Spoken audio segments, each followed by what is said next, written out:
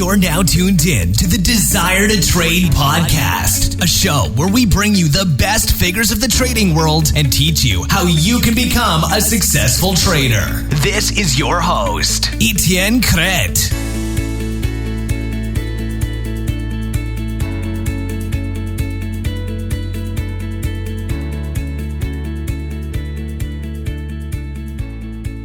For the 7th episode of the Desire to Trade podcast, I've had an amazing interview with Yvan Byeajee. He is the author of 3 trading books, and he had a great story to tell about how he started trading and how he had difficulties. I was really amazed by everything Yvan shared on the podcast. He shared one thing you can do to improve your life in trading today, as well as how it's impossible to control emotion in the end, and what you can do about it.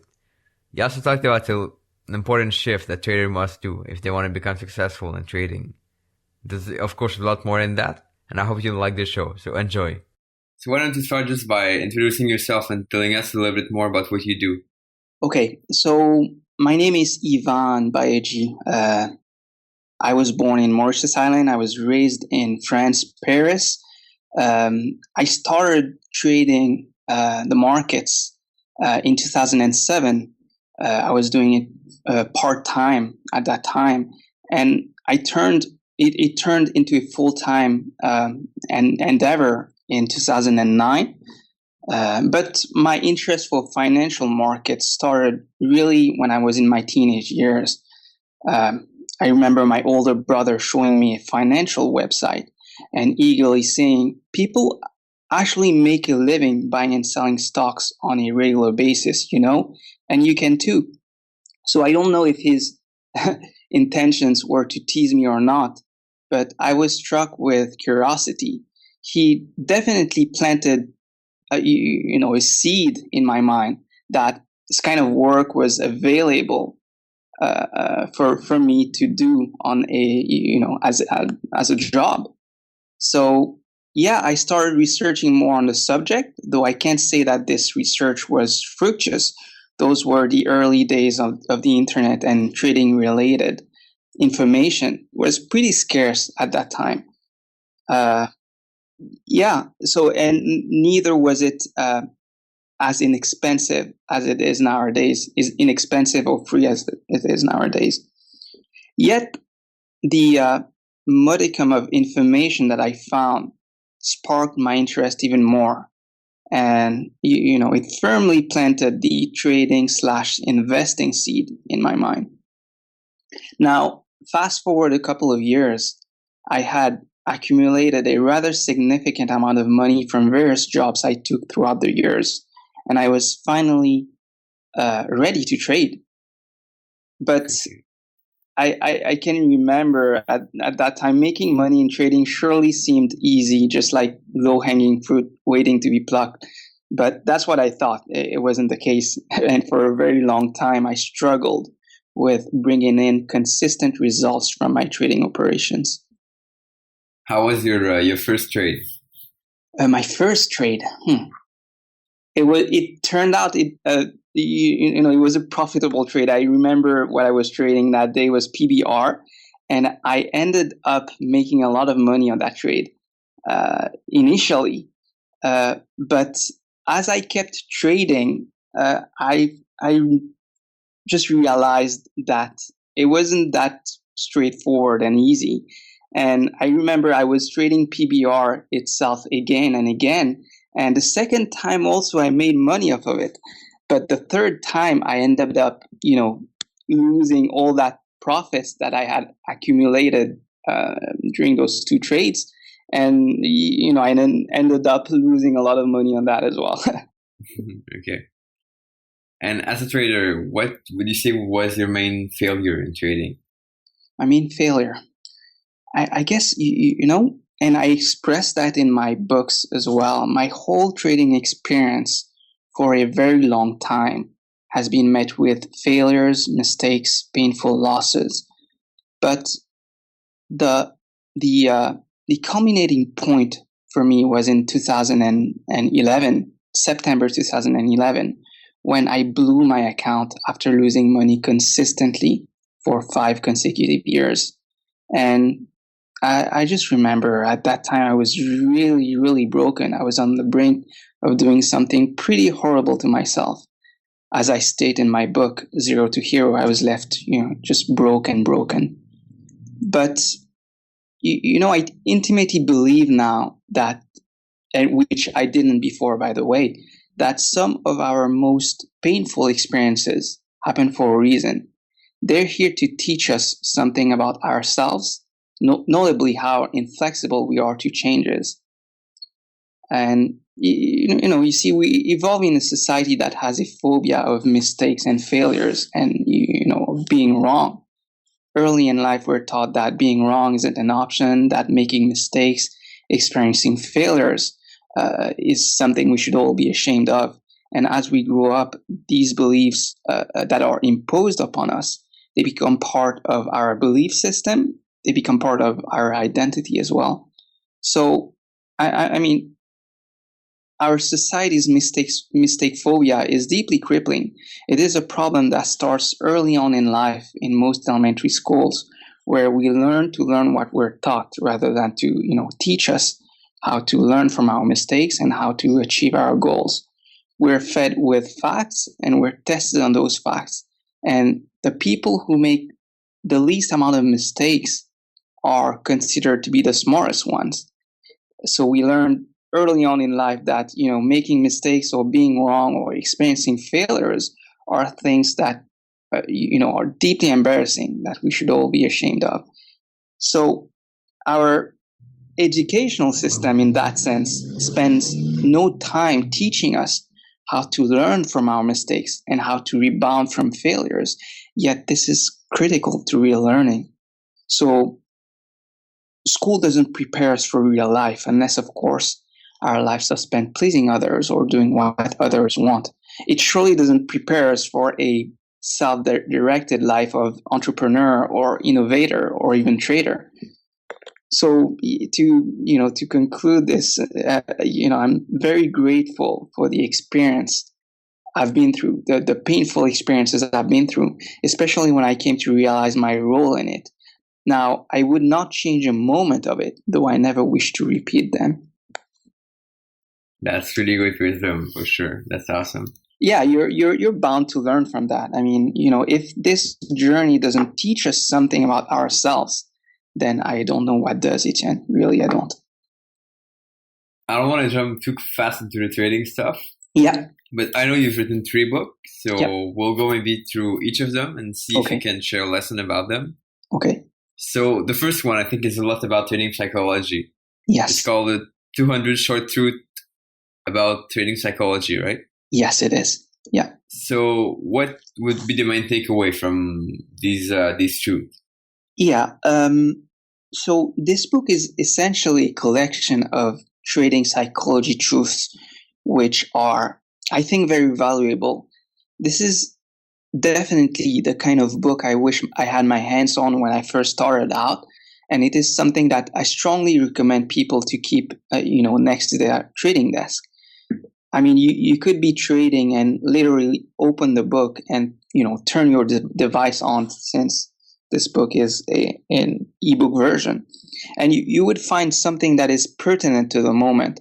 And this is very empowering, especially for us traders, since the difference between a winner or a loser in the markets is sometimes just a question of what's going on in our minds at the moment. So I think it does a great job at helping traders stay positively focused on their long-term results. Could you share with us a few tools that are in the book, or a few interesting one that you found? Let's see. I share a lot of truths, and they are the results of my, interaction with my own mind. I don't have any specific truth per se at the moment. Let me think about it. I usually post these truths on Twitter, so you can get them on my on my Twitter stream as well. Like, for example, I have one right before my eyes, which says, "We don't see markets as they are; we see them as we are." we are the stream of our thinking, which is conditioned by the past. So I think there's lots of wisdom in that short phrase. So I have another one right now, which is trading success can be a function of two things, luck or skills. One can leave you in an instant. The other one is more durable in time. So as you can hear, there's, lots of wisdoms or truth like that I share in this small book, which is only $1, by the way. It's not, really cheap. Yeah. Sure, it's worth it for sure. So now the next thing I want to go into is another book you've written. I think it's called Zero to Hero, right? Zero to Hero, yes. So this book is about your story, basically. Can you tell us a little bit what's the main takeaway from your story? Yes. Well, this is a very profound book, and I think my most profound piece of work yet. In there, I convey the idea that anyone can be a successful trader, and I share some intimate and personal aspects of my story, so as to better, illustrate that point. I also provide the reader food for thought, and I bring them tremendous insights into their own self-sabotaging behavior in the markets, including the antidote that could, help them transcend those. So I guess with this second book, I assert a little bit my, expertise, on the subject of trading psychology. And I know in that book you've shared one critical exercise that you can change your life with. Yeah. So would you mind sharing what that specific exercise is? Yeah, sure. So it is, it is the exercise of meditation, which is something that has drastically changed my life. A system and an efficient money management technique are important, but psychology is what glues everything together. So if you work on yourself, if you pay attention to your mind and your thoughts, you will see how transient and ever-changing and temporary your thoughts are. So when you become aware of this process of thinking, because it is in the end your thoughts that engineers the kind of results you bring upon yourself in the markets. So when you pay attention to your thoughts and how sometimes they can be limiting, you really, I guess, empower yourself to transcend those. Because when you pay attention to your thoughts, you are adopting this observer stance. So when you really pay attention to the space between your thought, beneath your thoughts, you realize that consciousness is not colored or changed by what it knows. In other words, thoughts and emotions, they just appear in consciousness the way clouds appear in the blue sky. Now, the sky is not changed or colored by these thoughts. It is merely a witness to those clouds, which is thoughts and emotions. So I think this is very empowering, because when you realize that you are not your thoughts, you are merely an observer to those states, thoughts and emotions. This is very, I guess, liberating, because when you observe, you realize that those states just fade away. So I really advise and recommend people to play with that. Just sit with themselves once in a while and become an observer of their own stream of thoughts. There is real freedom to be found in that, Etienne, and I strongly believe that. And it's something that I talk about in both book Paradigm Shift and Zero to Hero. But I discuss more about it in Zero to Hero for sure. Before jumping to your next book, would you share with us how you meditate exactly? Do you use like an app or something, or you just do it by yourself? No, I just do it by myself. I just sit with myself every single day. And I have been doing it consistently since 2012. So I just sit with myself. In the morning, I do it for 20 minutes, and at night, I do it for 30 minutes before going to bed. So in total, I sit for about 50 to 1 hour, 50 minutes to 1 hour per day, every single day. And the way I do it is that I place a cushion beneath my bum, and I put my hands into a position called cosmic mudra, which is your hands. You just hold your hands together. If you type it on the internet, you will find the exact posture for your hands. And I just sit with myself and I focus on my breath. Whenever distracting or discursive thoughts pop into my consciousness, I just acknowledge them and I return to my breathing.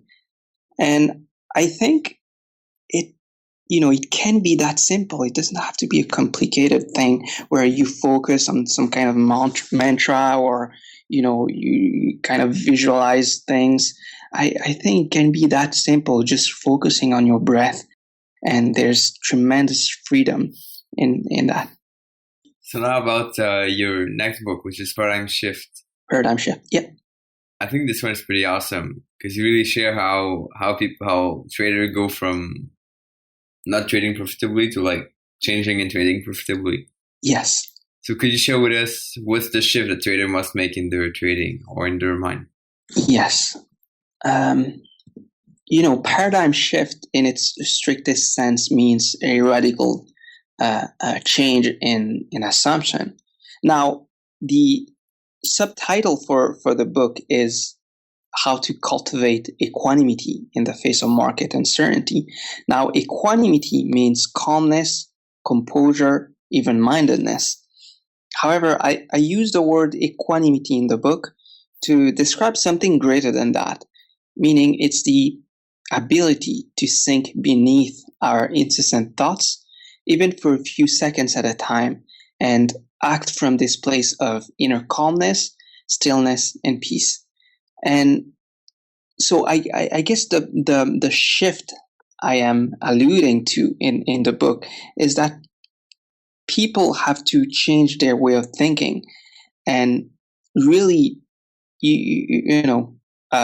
think of trading not from a right or wrong perspective, but from a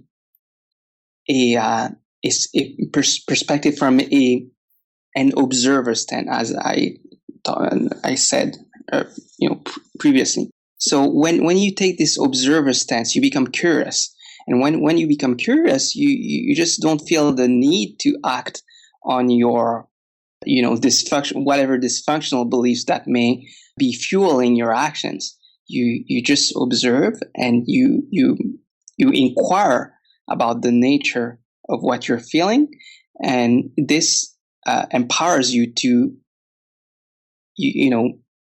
adopt the right approach to trading. And what I talk about in the book also is I talk a lot about habits, how habits are really important in this quest to become consistently profitable traders. I don't know any successful traders out there who don't have some kind of rigid routine or really just kind of habits that they do every single day. It's one point I try to bring forth in the book. So my habits revolve around just trying to get better at what I do. So I adopt habits that allow me to excel in the markets and really to get better and to really because I firmly believe that the purpose of our existence is to evolve. That's pretty evident. So since our purpose is to evolve, then we have to the typical way we evolve as humans is by acquiring knowledge. other animals may find different ways to evolve. There are lots of different ways they can use to evolve. But we humans, the typical way we do it is by acquiring new pertinent information that allows us to evolve. In other words, what I'm saying is that we have to cultivate an open mindset, something that allows us to get new pertinent information that quite often challenges what we think we might know about something, but definitely allows us to grow mentally and expand our possibilities. So I talk a lot about that in the book. Yeah, it's always a continuous improvement process for sure. Yeah, always, exactly. Try to get better. Could you share with us maybe one way you got better recently or something you did to improve your trading? Trading for me is a constant, work on improving myself. So, and something I want to point out is that, I don't believe we should attempt to control our emotions, as we often hear. If by this logic, emotional control suggests eliminating or suppressing emotions. Unfortunately, people take such platitudes and even fallacies for granted. I have been trading for 8 years now, and I still can't figure out what it means to control emotions or to trade without them. From personal experience, even though I've been trading for quite some time now, the emotions, they never go away completely. So rather than controlling them, we have to learn to sink beneath them. In other words, we don't associate ourselves to them anymore. We become passive observers of our thoughts, feelings, emotions in such a way that they do not impede our behaviors anymore. By means of observation, we become detached from them. So this is something that I'm, continuously working on. It is a challenge to trade for a living, since you know that you have to return some kind of money on a consistent basis to be able to afford the kind of lifestyle that you have. And that's why I was telling you at the beginning, it's hard-won battle to trade for a living. And a lot of people, they don't realize that, how challenging it is to be able to sustain and sustain a regular kind of income from this and this operation. I want to go back to the emotional control. So what do you do exactly if you don't control your emotion? What do you mean exactly by? Well, if you don't control your emotion, is there a way you can deal with them or do something about it? Yes, that's why what I do is that I cultivate this regular practice of meditation, and this helps me tremendously. And at one point, when you really cultivate a regular practice of meditation, you find out that it is possible to detach yourself from your constant stream of thoughts. Because, trading is a very tough profession. It requires us to take quick and often counterintuitive decisions. And most of the time, the quality of these decisions is affected by myriads of factors based on our current mental state, which is, are we sad? Are we happy? Are we anxious? Are we depressed? Are we hungry or even tired, for that matter? And these decisions will also involve all of our beliefs about money, certainty, failure, right and wrong, good or bad, you name it. So when you're forced into making quick decisions, if you are incognizant, if you're unaware of your inner states, the strongest thoughts, feelings, or emotions are bound to prevail. This is not an if, it's a when, So to succeed as a trader, we need a certain presence of mind and awareness of our inner states. And I just cannot find any better activity that you could do on a daily basis that could really help you transcend those inner states, like meditation helps you with. I think it is a really invaluable habit that all traders need to cultivate on a daily basis. And to tell you the truth, I have been doing it consistently since 2012, and there is not a day when I have missed my practice of meditation. Whether I'm sick or whether I'm in the mood for it or not, I just sit every single day. That's it. How did you learn about meditation, or how did you start exactly? Yeah, actually, I started because as one might be able to read in my book, my second book, Zero to Hero, trading has been a very miserable experience for me for a very, very long time. And at one point, I had lost. I was broke. I had lost most of my trading account over a period of 5 years. And at one point, I had heard about this kind of meditation retreat that was going on in France, in the south of France. And I was curious about it. And at that time, I had nothing to lose. I was completely depressed. And I was on the verge of doing something with myself that was so horrible that I quiver now just by the mere thought of it. I mean, we're talking about suicide and all that kind of things. So I signed up for that retreat, and I wasn't expecting much, but I knew that I had nothing else to lose. I had arrived at at a place in my life where I really, really didn't have anything to lose. So I decided to try it out. So I went there. It was a 10-day Vipassana meditation retreat. And the first few days, Etienne, was really excruciating, to say the least. It's like I was put there. I was beaten up and put there and forced to stay in this sitting, meditation from I don't remember, it was 5:30 in the morning to 8 or 9:30 at night. So just you just sit with yourself nonstop every single day. Of course, there are pauses where you go eat and everything, but it's a silent meditation retreat. So you don't have you can't talk, you can't express yourself, you can't communicate with other people. You have to stay with yourself, sit with yourself, and learn more and inquire more about the nature of what you're feeling, and and so on and so forth.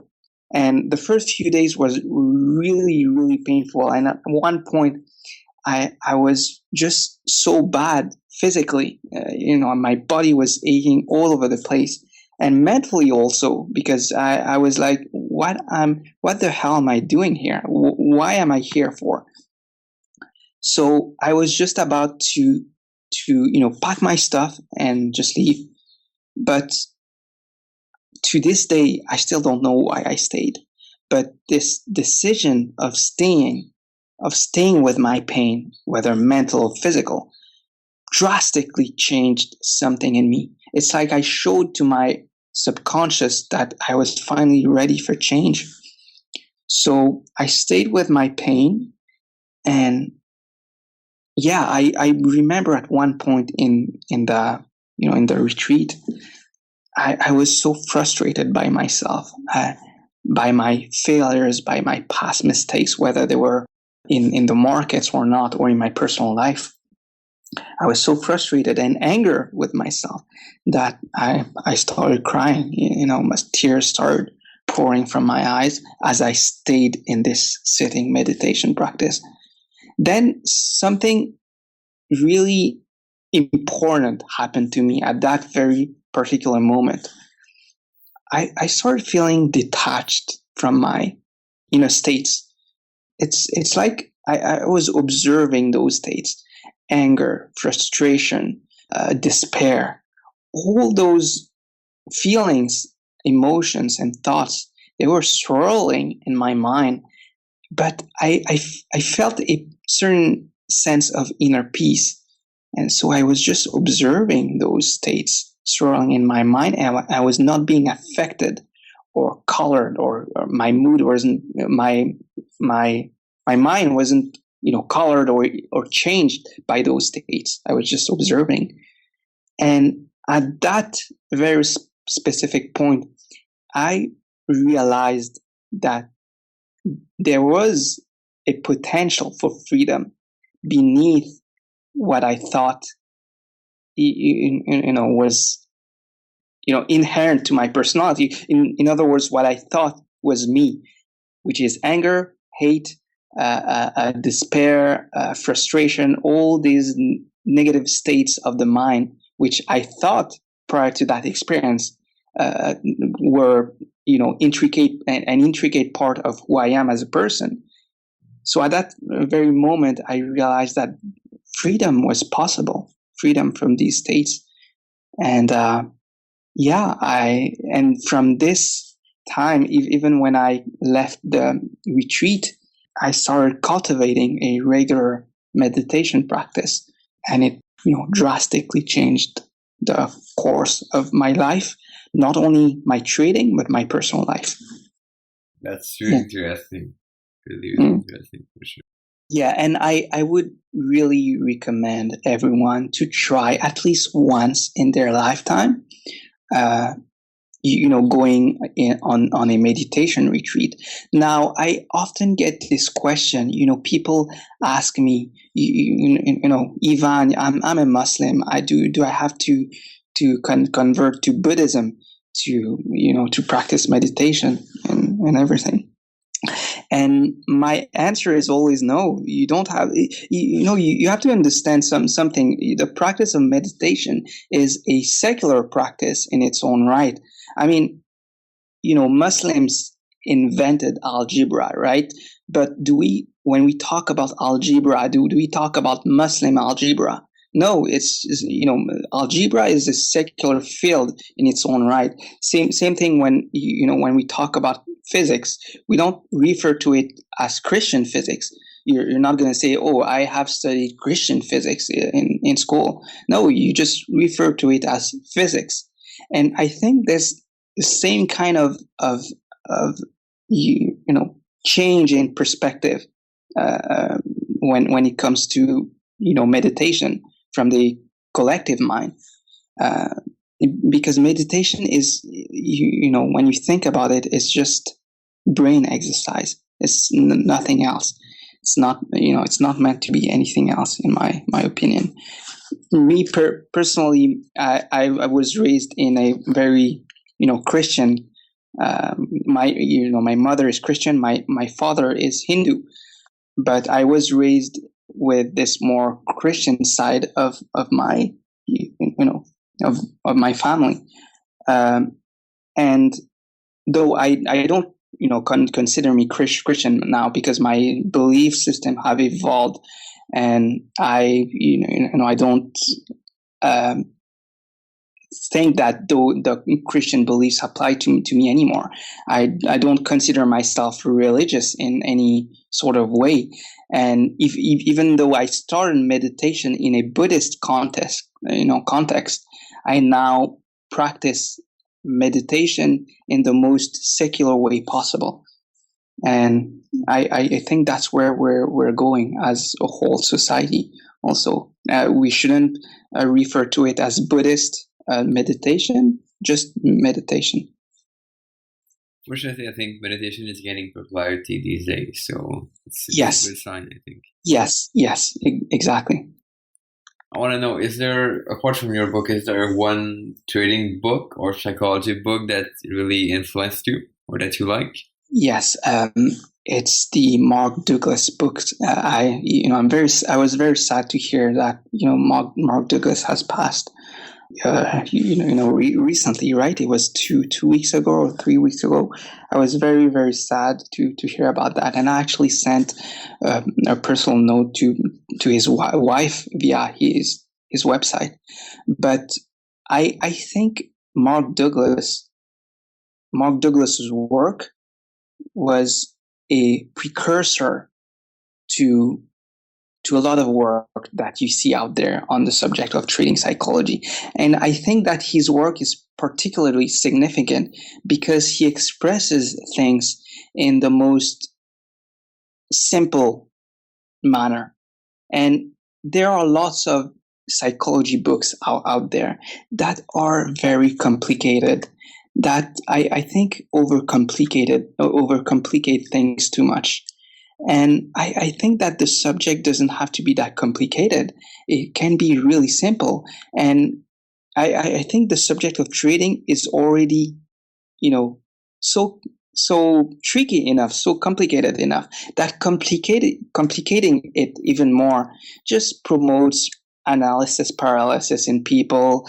And, I don't think it leads to a good outcome at all. I think we should demystify a lot of things in this trading world, because in the end it's just a matter of placing trades and letting those trades work to fruition. I mean, how hard can that be? But a lot of people, we feel that we have to do something to, as my new blog post suggests, we have to control things, which is not the way to go. And I think Mark Douglas does a great job at expressing this aspect of what trading is. He does it very efficiently. He does it very eloquently. Mm-hmm. Cool. Yeah. So you have right now 3 books on Amazon. You plan to publish more in the future?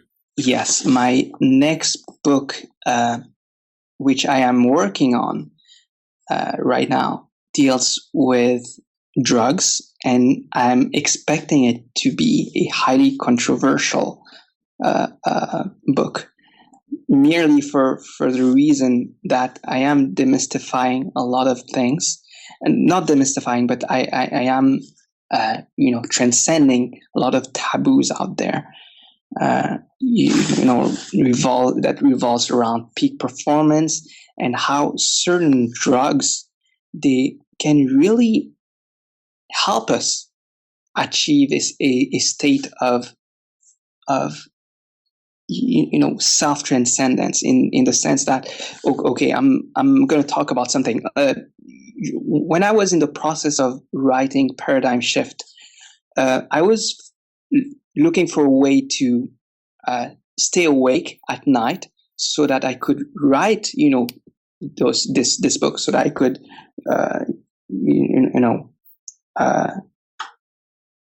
just become more productive and advance more in the work. So I looked at this drug, this pill called Modafinil, and this is a drug that is it's a prescription drug, but you can order it online without any prescriptions and everything. So it's a drug that, when taken, allows you to get more or less the same kind of effects that you get from coffee, but it's even more interesting than that. It allows you to be more present. At least that's what it did for me. It allowed me to be more present with what I was doing. And at that same time, I decided to place a trade on the European markets. And I just realized how I was able to place that trade without much kind of emotions swirling into my mind, or thoughts for that matter. And it is something that I found really interesting. And so that is where the idea of this new book is going. Now, I'm not condoning drugs by any stretch of the imagination. I'm just trying to inform people and show them that there are ways out there that could allow them to lose their sense of self-concern, which is the result, the reason why that creates a lot of pain in the markets for a lot of people. It's this self-concern. I feel greed, I feel fear, I feel frustration, I feel this and that. So there are ways that allows you to lose this sense of self-concern. Of course, meditation is the primary thing that I will recommend to people, and it's something that I use in my own life. I don't use drugs at all, but I want to plant the idea in people's mind that there are alternatives out there that they could try in the laboratory of their own lives, and just experiment with that, because that's the goal of our lives in the end, just to experiment, build experiences so that we can better evolve. And yeah, of course, there's going to be lots of disclaimers in this book. And sure. Yeah, but I like experiments, so it's pretty good. Yeah, that's the whole purpose of our existence. Etienne, is to just evolve, experiment new things, and not failure. Same thing. It's just an experiment. And we have to transcend our disparaging beliefs about the nature of our experiences.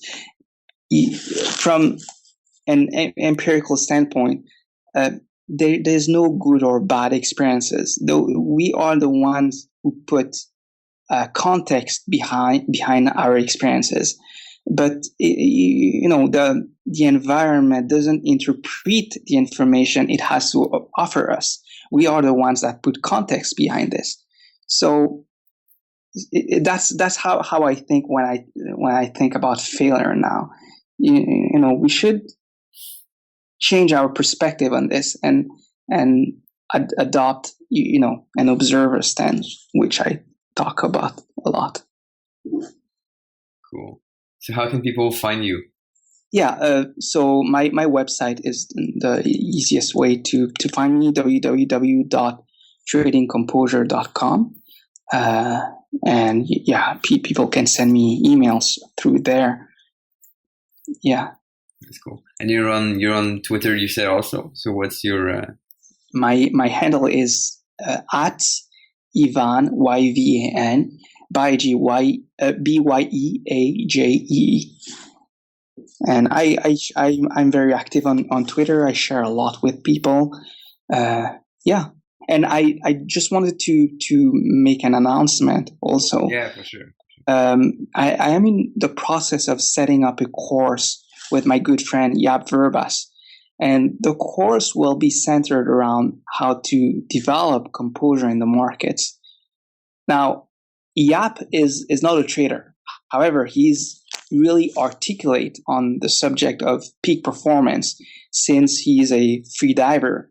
And whenever we have a discussion together, the parallels between those two, trading and free diving, are just glaring, So, and Yap is also a PhD candidate, and he has a very scientific, rigorous, and evidence-based approach on things. If you couple that with my spiritual and introspective approach to trading, I think you can expect a course that is very unique, relevant, and effective. So stay tuned for updates. That's one. When do you plan to release that? Is there a specific date or not yet? We are working on this at the moment, so hopefully it should be out by the end of the year. Okay. Yeah, so we're actually actively working on that right now. And I just wanted to talk about something that is very personal as well. Most of the proceeds from the sales of Paradigm Shift goes to charity on a yearly basis. So this year it goes to Big Brothers and Sisters Foundation. They're a nonprofit organization whose goal is to help children from difficult environment reach their full potential through one-on-one relationships with volunteer mentors. And it is something I really believe in. I really believe in their work. That is why I'm supporting them this year with the sales from Paradigm Shift. Next year, it's going to be a different cause that I will be supporting. But this year, it's them. So if you get Paradigm Shift, just rest assured that the proceeds are going towards a worthwhile cause. Nice, Yvan. Thanks for everything you do. Yeah. Oh no. I want to ask you. Yeah. So yeah. I just want to ask you one last question. Yeah. Which is, if you could give only one piece of advice for a new trader that they can implement, let's say today or tomorrow, what would that one piece of advice be? Again, system and money management are very important, but psychology is definitely what glues everything together. So work on yourself. Try to pay attention to your mind and your thoughts. See how your thoughts are transient, ever-changing, and temporary. Become aware of this process of thinking, because it is your thoughts that engineers the kind of results you bring upon yourself in the markets. So, really pay attention to this space beneath your thoughts. This is consciousness. Now, is consciousness changed or colored by what it knows? No, it's not possible. Consciousness is merely aware of thoughts and emotions. So when you take this observer stance, you see that you are consciousness. Therefore, by definition, you are not your thoughts. You are not your emotions. You are merely an observer of those states.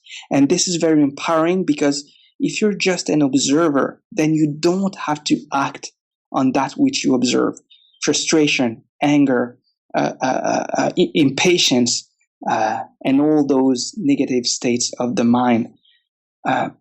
When you observe them, they just fade away. So try to play with that. Become an objective observer of your own stream of thoughts. I can guarantee you, and this is not wishful thinking, I can really guarantee you that with time, with the right practice, your results will change. So yeah, don't give up. Don't lose hope. You can do this. You can absolutely do this. You can make a living trading the markets. You just have to be a little bit curious about yourself.